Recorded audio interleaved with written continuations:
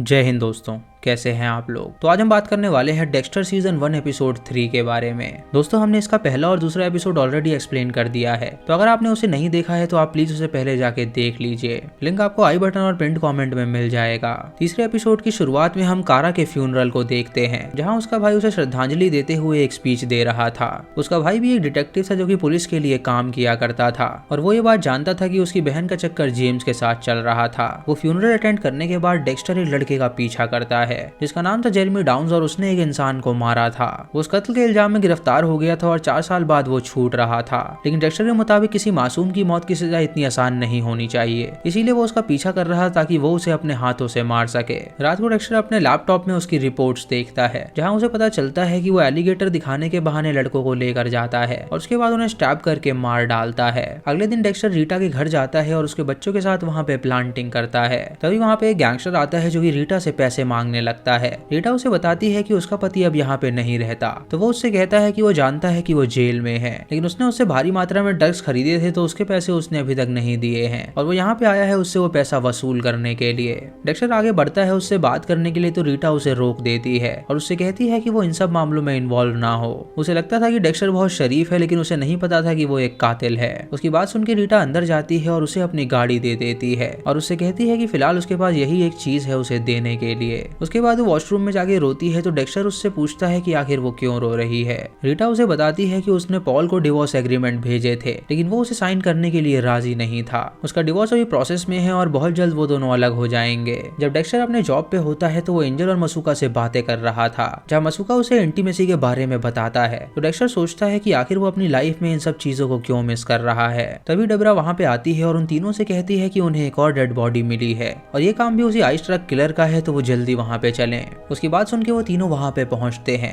जो कि एक आइस हॉकी स्टेडियम था और वहाँ पे लाशों को काट के रखा गया था। डेक्स्टर ये देख के बहुत खुश हो जाता है क्योंकि बचपन में वो अपने पिता के साथ उसी स्टेडियम में आया करता था। वो उस डेड बॉडी का पैटर्न देखता है जो कि बिल्कुल उसी तरह था जो कि पहले बॉडीज का पैटर्न था। उस बॉडी पार्ट्स को पैक करके अलग अलग रखा गया था और वहाँ पे खून का एक कतरा भी नहीं था। मसूका उन्हें उस बॉडी की कटी हुई उंगलियां दिखाता है और उनसे कहता है कि उन्हें जो पहले उंगलियां मिली थी वो इसी बॉडी की थी। डेबरा उसे बताती है कि इस प्रोस्टिट्यूट का नाम शेरी टेलर था और जब वो अंडरकवर थी तो इससे उसकी दोस्ती हुई थी। तभी जेम्स डेबरा को ऊपर बुलाता है क्योंकि उनके पास एक सस्पेक्ट था और मॉर्गन ने सुनकर डेबरा से पूछता है कि वो सस्पेक्ट कहाँ से आया। डेबरा उससे कहती है कि होमोसाइड में आके बहुत ज्यादा खुश हो गई है क्योंकि यहाँ पे उसे इन्वेस्टिगेशन करने का बहुत ज्यादा चांस मिल रहा है। मरिया जेम्स से कहती है कि यहाँ पे जरूर कोई ना कोई होगा जिसने कुछ देखा होगा, उन्हें यहाँ की सीसीटीवी फुटेज चेक करनी चाहिए जिससे उनके हाथ में कुछ ना कुछ जरूर लगेगा। डेबरा वहाँ पे आती है और जेम्स से कहती है कि वो जो लड़की मरी है वो उसे जानती थी और उसे बाकी प्रोस्टिट्यूट के पास जाना चाहिए पूछताछ करने के लिए, क्योंकि शायद वो जानती होंगी कि वो आखिरी बार किसके साथ गई थी। ये सुन के मरिया उसे डांटती है और उससे कहती है कि वो केस के विपरीत क्यों जा रही है। तो जेम्स मरिया से कहता है कि वो केस के विपरीत नहीं जा रही, अगर उसके पास वहाँ पे कॉन्टैक्ट्स हैं तो उन्हें कोई ना कोई लीड मिल सकती है। ये सुन के मरिया उसे अलाउ कर देती है वहाँ पे इन्वेस्टिगेशन करने के लिए। इधर डेक्स्टर एक मार्केट में होता है जहाँ पे उस लड़के का पीछा कर रहा था। वो उस लड़के को एक नाइफ की दुकान पे खड़ा हुआ देखता है जहाँ से वो एक नाइफ खरीद रहा था। वो लड़का वहाँ पे प्रैक्टिस कर रहा था कि वो कैसे चाकू चलाएगा। तभी डेक्स्टर वहाँ पे आ जाता है और उसका हाथ पकड़ लेता है और उसे कहता है कि वो इस चाकू को ढंग से चलाए। ये सुन के जेरेमी तुरंत वहाँ से भाग जाता है। फिर डेक्स्टर अपने बचपन की एक बात याद करता है जहाँ उसका फॉस्टर पिता उसे शूटिंग प्रैक्टिस के लिए ले जा रहा था। वो उसे राइफल ले जाने के लिए बोलता है तो वो उससे कहता है कि उसे 9mm ले जानी है। तो उसका पिता उससे कहता है कि हैंडगन चलाना इतना आसान नहीं है। वो अपने पिता से पूछता है कि क्या उन्होंने कभी किसी पे गोली चलाई है। तो वो उससे कहते हैं कि एक बार उन्होंने चलाई है और वो बंदा मर भी गया था। वो एक पुलिस वाले हैं और उन्हें गोली तभी चलानी होती है जब लोगों को बचाना हो। वो अपनी मर्जी से किसी को भी मार नहीं सकते। उसके बाद वो उसे हंटिंग के लिए ले जाते हैं और वहाँ पे एक डियर को शूट करते हैं। डेक्स्टर देखता है कि वो डियर अब भी जिंदा है, तो उसके पिता उसे एक चाकू देते हैं और उससे कहते हैं कि वो उसे दर्द से मुक्त कर दे। और ये देख के डेक्स्टर उसे स्टैब करता है और उसे जान से मार डालता है। जेम्स जब ऑफिस में होता है तो उसे न्यूज़पेपर में एक आर्टिकल नजर आता है जिसमें कारा के मर्डर में कम्युनिटी पे एक शोक रखा हुआ था। ये देख के जेम्स उस चर्च में जाता है और उसे वहाँ पे गरेरो की बेटी दिखाई देती है। उससे वहाँ पे उस मर्डर के बारे में कुछ सवाल पूछने लगता है, लेकिन तभी गरेरो वहाँ पे आ जाता है और जेम्स से कहता है कि वो उसकी बेटी से कोई सवाल जवाब ना करे। जेम्स उससे कहता है कि कारा और सिमंस की भी फैमिली थी जिसने उसे उजाड़ दिया है, तो वो अपनी फैमिली के बारे में इतना क्यों सोच रहा है। गरेरो उससे कहता है कि अगर वो उसके बीच आएगा तो वो उसे जान से मार डालेगा। तो जेम्स उससे कहता है कि वो मरने से बिल्कुल नहीं डरता, उसने ही रिकी और उसकी बीवी को मारा है और वो ये बात साबित करके रहेगा। इधर डेबरा अपनी प्रोस्टिट्यूट दोस्तों के पास जाती है और उन्हें बताती है कि वो एक कॉप है। ये देख के उसकी एक दोस्त वहाँ से भाग निकलती है क्योंकि उसे लग रहा था कि वो उसे पकड़ पकड़ने आई है। वो उन्हें बताती है कि वो यहाँ पे किसी को पकड़ने नहीं आई है, वो यहाँ पे उनसे सवाल पूछने आई है उस आइस ट्रक किलर के बारे में, क्योंकि उसने चेरी को मार डाला है जो कि उन सब की दोस्त थी। एक लड़की उसे बताती है कि उसने चेरी को एक रात एक बंदे के साथ जाते हुए देखा था और वो एक ओल्ड वैगन में बैठा के उसे ले गया था। ये सुनकर डेबरा खुश हो जाती है कि उसे पता चलता है कि उस किलर के पास ओल्ड वैगन है।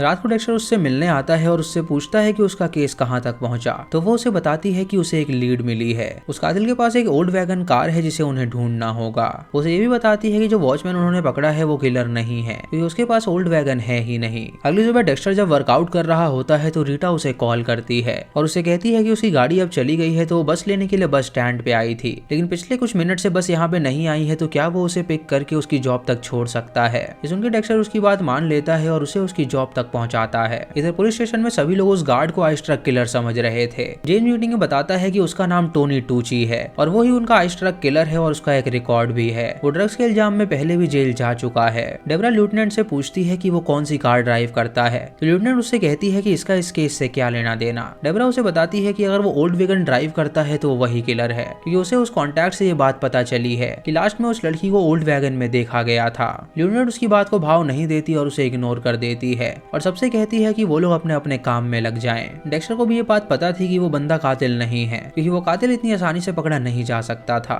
उसके बाद डेक्स्टर रीटा के घर जाता है जहाँ पे उसकी लॉयर उससे मिलती है, जो कि वहाँ पे देखने आई थी कि सब कुछ ठीक है या नहीं। डेक्स्टर उससे पूछता है कि वो बार बार आखिर क्यों आती है, तो वो उसे बताती है कि वो बस रूटीन फॉलो अप के लिए आती है। तभी वहाँ पे रीटा आ जाती है तो वो उससे कुछ सवाल पूछती है। फिर डेक्स्टर याद करता है कि एक बार उसके पिता बहुत ज्यादा बीमार हो गए थे और वो हॉस्पिटल में भर्ती थे, जहाँ पे एक नर्स उनका देखभाल किया करती थी। डेबरा और वो उनके लिए बहुत ही परेशान थे और नर्स ने उनसे कहा था कि वो जितनी दवाइयाँ लेंगे वो उतना जल्दी ठीक हो सकते हैं। उसकी बात सुनकर वो दोनों हैरान हो गए थे और डेक्स्टर ने अपनी बहन को कहा था कि वो वियर्ड है। डेक्स्टर के पिता ने उससे कहा कि वो एक ना एक दिन जरूर मरेंगे और जब वो यहाँ से चले जाएंगे तो वो बन सकता है जो वो चाहता है, कोई भी उसे रोकने वाला यहाँ पे मौजूद नहीं होगा और जो भी उसने उसे सिखाया है वो उस रूल को फॉलो करता रहे। ये सुनकर डेबरा कुछ नहीं समझ पाती, लेकिन डेक्स्टर सब समझ रहा था कि उसके पिता ने उसे वो रूल सिखाए थे। इधर एंजल और डेबरा उस सीसीटीवी फुटेज को देख रहे होते हैं, जहाँ उन्हें पता चलता है कि वो गार्ड दूसरी तरफ देख रहा है, मानो कि उसे कोई गाइड कर रहा हो उन डेड बॉडीज को रखने के लिए। ये देख के वो समझ जाते हैं कि टोनी टूची कातिल हो ही नहीं सकता, लेकिन वो ये बात जानते थे कि मरिया उनकी बात नहीं मानेगी, क्योंकि उसे चीफ बनना है और इलेक्शन में खड़ा होना है। इधर डेक्स्टर बाहर होता है और वो उस लड़के का पीछा कर रहा था। वो देखता है कि वो लड़का अपने दोस्त को एलिगेटर दिखाने के लिए ले जा रहा है और जब वो उसे डेंस फॉरेस्ट में ले जाता है तो वो अपना चाकू निकाल देता है ताकि वो उस पर हमला करके उसे मार सके।